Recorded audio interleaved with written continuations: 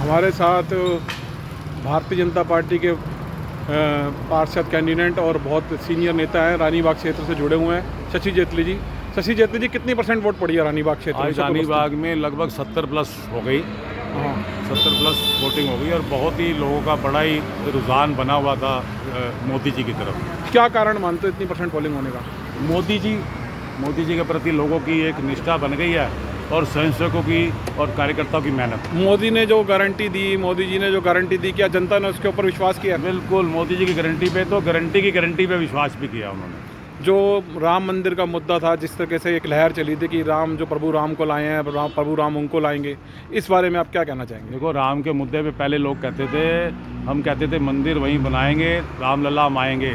लोग, विपक्षी लोग कहते थे हम, लेकिन तारीख नहीं बताएंगे। अब तो तारीख भी बता दी, उद्घाटन भी हो गया, रामनवमी भी हो गई, तो लोगों को पता चल गया कि मोदी जी की गारंटी पे भी गारंटी है। एक चीज़ ये बताओ कि जैसे कि राम मंदिर का मुद्दा कंट्रोवर्सी मुद्दा बनाने की कोशिश करी इन्होंने, कांग्रेस पार्टी ने, आम आदमी पार्टी ने।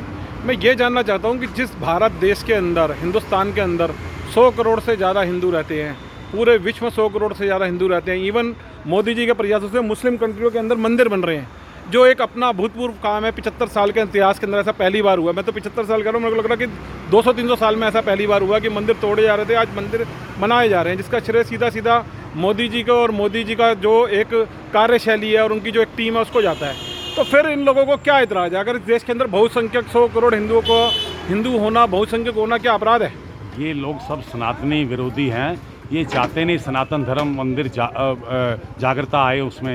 ये माओवादी है ना, वामपंथी, इस टाइप के लोग हैं और उनके साथ इन्होंने गठबंधन कर लिया। आप देखो, कहीं पंजाब में कांग्रेस का गठबंधन आम पार्टी के साथ है, अलग अलग लड़ रही है, और दिल्ली में गठबंधन है। आप यहीं से अंदाजा लगाओ, इनकी कोई मंशा नहीं थी। इनकी मंशा थी हम किसी तरीके से सीटें ले लें, लेकिन जनता ने नकार दिया। जो इनका गठबंधन था कांग्रेस का, अब आपको जैसे विदित ही है कि आम आदमी पार्टी अन्ना हजारा के आंदोलन में कांग्रेस का विरोध करके, कांग्रेस की नीति दिल्ली सरकार में और केंद्र सरकार में विरोध करके सत्ता में आई और 12 साल तक इन्होंने लगातार उसका विरोध किया। कांग्रेस ने इनके मोहल्ला क्लिनिक की नीति का विरोध किया। अजय माकन ने कॉन्स्टिट्यूशन कॉलोनी में मीटिंग करी और अब जिस तरह से इनका गठबंधन हुआ, ये बिल्कुल जनता एकदम बिल्कुल मेरे को लगता है कि कंफ्यूज हो गई है, कि भ्रमित हो गई है कि क्या करा जाए। माकन साहब ने खुद इनकी कंप्लेंट करी, मीडिया में आके करी। उन्होंने कहा कि इसका श्रेय कांग्रेस को जाता है, ये शराब घोटाले का। उन्होंने सारा श्रेय लूटा, लेकिन वो पता नहीं क्यों अपने शीर्ष नेतृत्व के आगे बेचारे घुटने टेक गए और शीर्ष नेतृत्व ने भी शायद लगा कि हमें कहीं ना से कुछ हवा मिल जाए, क्योंकि अब कांग्रेस में किसी कोने में कोई दम नहीं रहा। हर जगह एक भगवा लहराया जा रहा है, हर लोग सनातन धर्म के पीछे पक्के होकर लग गए और मोदी को अपनी गारंटी, और उसी को देखो, मोदी भगवान नहीं है लेकिन वो भगवान से कम भी नहीं है। आज ये लोगों का कहना है, देश विदेश में जाते हैं, वहाँ के राष्ट्रीय अध्यक्ष उनके पाँव छूते हैं कि उनको बॉस कहता है। तो ये कुछ तो है मेरे मोदी में कि सारा देश उनके पीछे। प्रभु रूपी भक्त है, साक्षात प्रभु के वंश अंश के रूप में वो पधारे हैं और इसीलिए आज पूरी दुनिया, आज मेरे को लगता है कि पूरी दिल्ली ने और जो जनादेश दिया है पूरी तरीके से भारतीय जनता पार्टी के पक्ष में दिया है। और जल्दी मेरे को लगता है कि आने वाले दिनों के अंदर एक ऐसा विकसित भारत प्रधानमंत्री नरेंद्र मोदी जी के नेतृत्व में, योगी जी के नेतृत्व में, अमित शाह जी के नेतृत्व में, IPS अभित डोभाल जी, मेरे को लगता है कि एक ऐसा करोड़ों लोगों का समूह एक ऐसा विकसित होगा जिससे कि सारा विश्व जो है चकाचौंध हो जाएगा। निश्चित तौर पे ये होने जा रहा है, क्योंकि सभी को लगा कि हमारे देश में कोई ऐसा व्यक्ति है जो हमको संभाल के, हमारी सीमाएं, हमारी सुरक्षा, हमारी बहनें,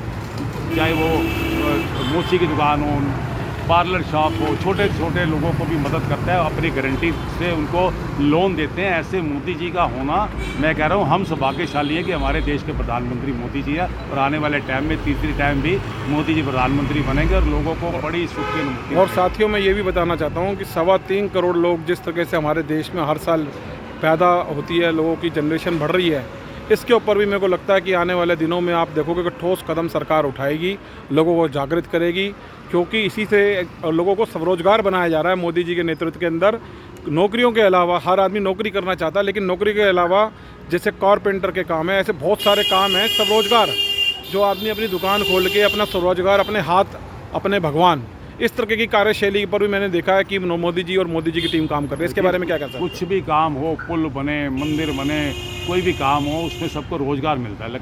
लकड़ी बनाने वाले को लकड़ी का काम मिलता है, सीमेंट वाले को सीमेंट का काम मिलता है, टाइल लगाने वाले को टाइल, ये भी तो रोजगार है। तो जो कहते हैं ना बेरोजगारी बेरोजगारी वही कहते हैं जिन्होंने काम नहीं करना।